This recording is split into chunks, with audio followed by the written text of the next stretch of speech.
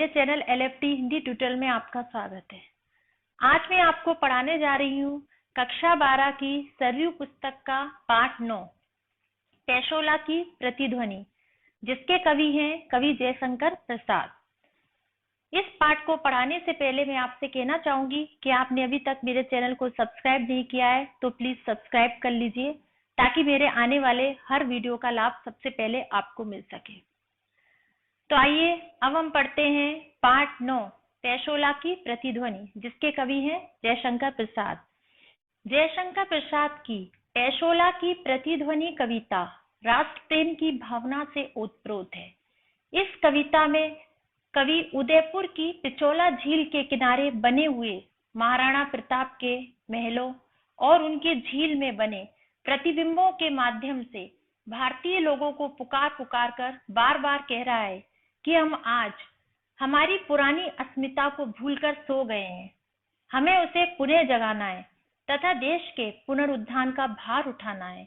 इसीलिए कवि प्रश्न पूछता है कि वह कौन होगा। विचार हमें करना है कि वह मैं ही हूँ। अरुण करुण बिंब वह निर्धूम भस्म रहित ज्वलन पिंड। अरुण का मतलब है यहाँ पर लाल, बिंब का मतलब है गोला, निर्धूम निर्धूम का मतलब है बिना धुएं के, बिंब का मतलब परछाई होता है, लेकिन यहाँ पर इन पंक्तियों में बिंब का अर्थ गोला है। इन पंक्तियों में कवि जयशंकर प्रसाद सूर्यास्त के दृश्य का वर्णन करते हुए कहते हैं कि आकाश में सूर्य का लाल करुणापूर्ण गोला है। वह धुएं से रहित तथा भस्महीन जलता हुआ ठोस नक्षत्र है। विकल विवर्तनों से विरल प्रवर्तनों में शमित नमित सा पश्चिम के व्योम में है आज निर्वलंब सा। विवर्तन का मतलब होता है चक्कर, विरल विरल का मतलब है कम, प्रवर्तन प्रवर्तन का मतलब है यहाँ पर नए आचार विचारों से, शमित शमित का मतलब है थका हुआ, निरवलंब का मतलब है बिना सहारे के। इन पंक्तियों में कवि प्रसाद जी कहते हैं कि वह सूर्य सांसारिक चक्करों तथा अन्य नवीन आचार विचारों से थका और झुका हुआ सा बिना किसी सहारे के पश्चिमी आकाश में स्थित है। आहुतियां विश्व की अजस्त्र लुटाता रहा, सतत सहस्त्र करमाला से तेज ओज बल जो बदान्यता कदम सा। यहाँ पर आहुति का मतलब है हवन सामग्री से। अजस्त्र अजस्त्र का मतलब है निरंतर या लगातार। करमाला करमाला का मतलब है किरणों की पंक्ति से। कवि प्रसाद जी कहते हैं वह सूर्य अपनी हजारों किरणों के हाथों से अपने तेज शक्ति तथा ओज की अपार आहुतियां निरंतर कदम सा उदार और दानशील होकर विश्व को लुटा रहा है। पैशोला की उर्मियां है शांत घनी छाया में, तट तरु है चित्रित तरल चित्रसारी में, झोपड़े खड़े हैं बने शिल्प के विषाद के दग्ध अवसाद से। उर्मियां उर्मियां का मतलब है लहरें। चित्रसारी चित्रसारी का मतलब है चित्रशाला। विषाद विषाद का मतलब है दुख। दग्ध दग्ध का मतलब है जला हुआ। कवि प्रसाद जी कहते हैं कि पिछोला झील में उठती हुई लहरें शांत हैं।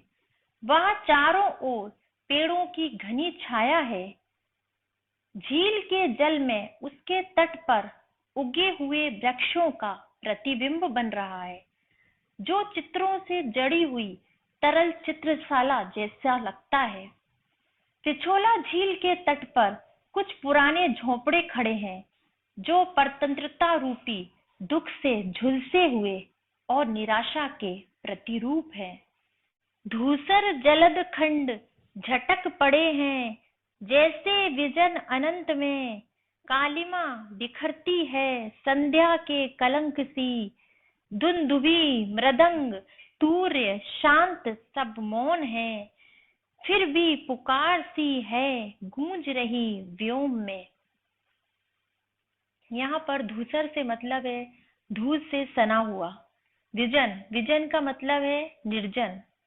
अनंत, अनंत का मतलब यहाँ पर आकाश से है। दुंदुभी, दुंदुभी का मतलब है नगाड़ा। तूर्य, तूर्य का मतलब है तुरई, तुरई जो एक प्रकार का वाद्य यंत्र है। कवि प्रसाद जी इन पंक्तियों में कहते हैं कि जिस प्रकार से आकाश में धुंधले बादलों के टुकड़े इधर उधर भटकते रहते हैं, उसी प्रकार धीरे धीरे छाने वाला अंधकार संध्या पर लगे कलंक जैसा लग रहा है। वहां पर ना तो कोई नगाड़ा, ना कोई मृदंग और ना ही कोई तुरही बज रही है और ना ही कोई ओजस्वी स्वर व्यक्त हो रहा है। फिर भी आकाश में एक पुकार सी गूंज रही है, जिसमें देश को स्वतंत्रता दिलाने का स्वर व्यक्त हो रहा है। कौन लेगा भार यह, कौन विचलेगा नहीं, दुर्बलता इस अस्थि मांस की, ठोक कर लोहे से, परख कर वज्र से। यहाँ पर विचलेगा, विचलेगा से मतलब है विचलित होना। अस्थि मांस, अस्थि मांस से मतलब है हाड़ मांस का मनुष्य।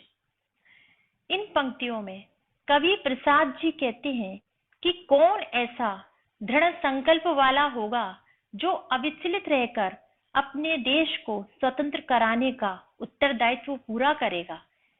इतने लंबे पराधीन काल में देशवासियों में जो दुर्बलता आ गई है, उसको दूर कर उनको दृढ़ और मजबूत कौन बनाएगा, जो अपने हाड़ मांस से बने शरीर पर शत्रुओं का प्रहार सहन करने को तैयार हो सके।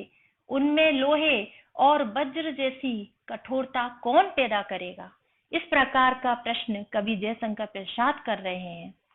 प्रलयोल का खंड के निकस पर कसकर, चूर्ण अस्थि पुंज सा हसेगा अट्ठास कौन, साधना पिशाचों की बिखर चूर चूर होके, धूली सी उड़ेगी किस द्रप्त फूतकार से। यहाँ पर प्रलय ओल्का से मतलब है प्रलय काल की परिस्थितियां। निकस, निकस का मतलब है कसौटी। द्रप्त, द्रप्त का मतलब है ओजस्वी या प्रखर। फूतकार, फूतकार से मतलब है फुफकार से। इन पंक्तियों में कवि प्रसाद जी कहते हैं कि कोई ऐसा भावी उत्तराधिकारी सामने आए जो प्रलयकारी परिस्थितियों की कसौटी पर अपने आप को खरा उतार सके, जिसकी हंसी दुश्मनों के हृदय को कपा दे। वीर की प्रखर फुफकार के सामने देश का अहित करने में लगे नर पिशाचों के प्रयास धूल के समान उड़ जाएंगे। कौन लेगा भार यह, जीवित है कौन, सांस चलती है किसकी, कहता है कौन, ऊंची छाती कर मैं हूँ मेवाड़ में, अरावली संग सा समुन्नत सिर किसका, बोलो कोई बोलो, अरे क्या तुम सब मृत हो। यहाँ पर संग से मतलब है चोटी से।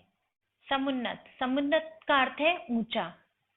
इन पंक्तियों में कवि प्रसाद जी कहते हैं कि आज पिछोला झील से यह प्रतिध्वनि आ रही है कि देश के प्राचीन गौरव एवं गरिमा को पुनः स्थापित करने का महान दायित्व आज कौन उठाएगा। दास्ता में जकड़कर देशवासी महान संस्कृति को भुला बैठे हैं। वे जीवित रहकर भी मरे हुए से लग रहे हैं। कौन ऐसा जीवित व्यक्ति है और किसकी सांस में जीवन शक्ति है। उदयपुर की पिछोला झील पूछ रही है कि कौन साहस एवं दृढ़ता के साथ कहेगा कि मैं मेवाड़ हूँ, मेरा सिर स्वदेश के गौरव से अरावली पर्वत की चोटी के समान ऊंचा उठा हुआ है। कोई तो बोलो और बताओ, क्या तुम सब मर गए हो, मेरे स्वर का कोई तो उत्तर दो।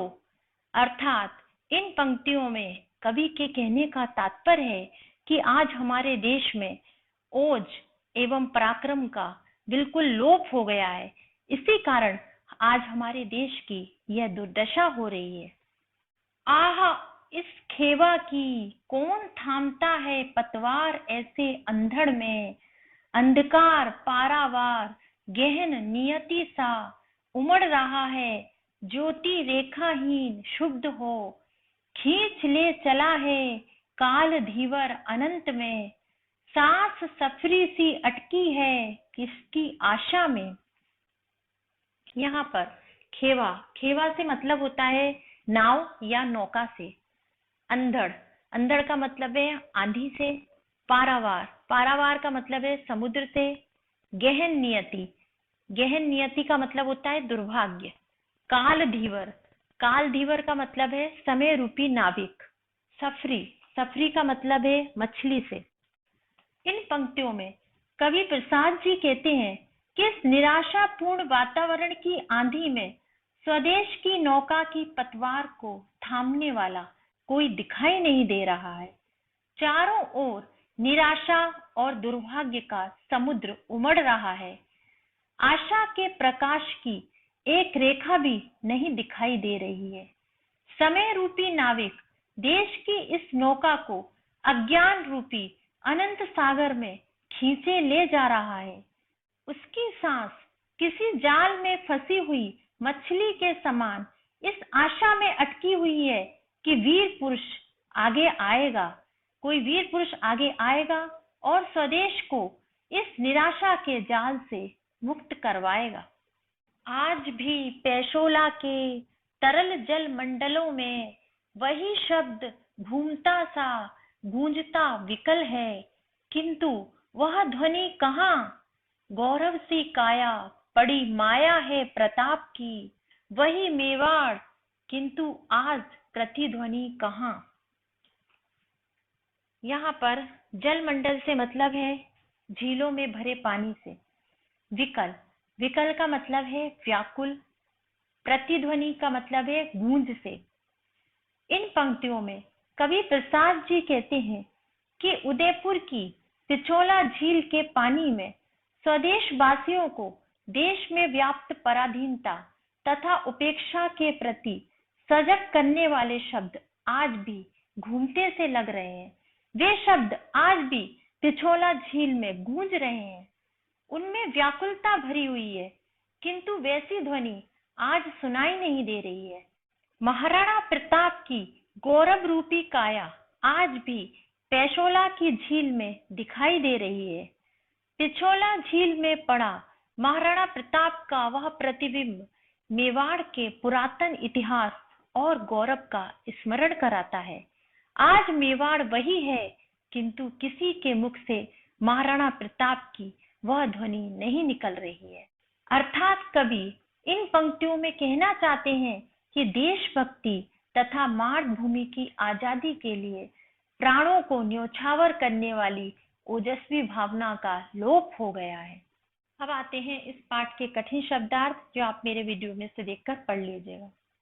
अब हम पढ़ते हैं वस्तुनिष्ठ प्रश्नों के विषय में। पहला वस्तुनिष्ठ प्रश्न है, पेशोला की प्रतिध्वनि कविता किस काव्य संग्रह में संग्रहित है।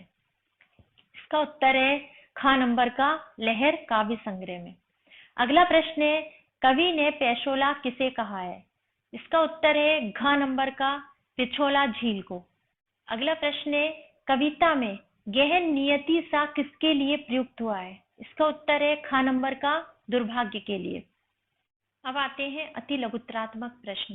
पहला अति लघुत्तरात्मक प्रश्न है, पेशोला झील कहाँ स्थित है। इसका उत्तर है पेशोला झील उदयपुर में स्थित है। अगला प्रश्न है, गौरव सी काया किसकी पड़ी है। इसका उत्तर है गौरव सी काया महाराणा प्रताप की पड़ी है। अंतिम प्रश्न है, सांस आशा में किसकी तरह लटकी हुई है। इसका उत्तर है सांस आशा में मछली की तरह लटकी हुई है। फ्रेंड्स, आज का मेरा ये वीडियो यहीं पर समाप्त होता है। मेरा ये वीडियो यदि आपको पसंद आया हो तो प्लीज इसे लाइक कीजिए, शेयर कीजिए और मेरे चैनल को सब्सक्राइब जरूर कीजिए। धन्यवाद।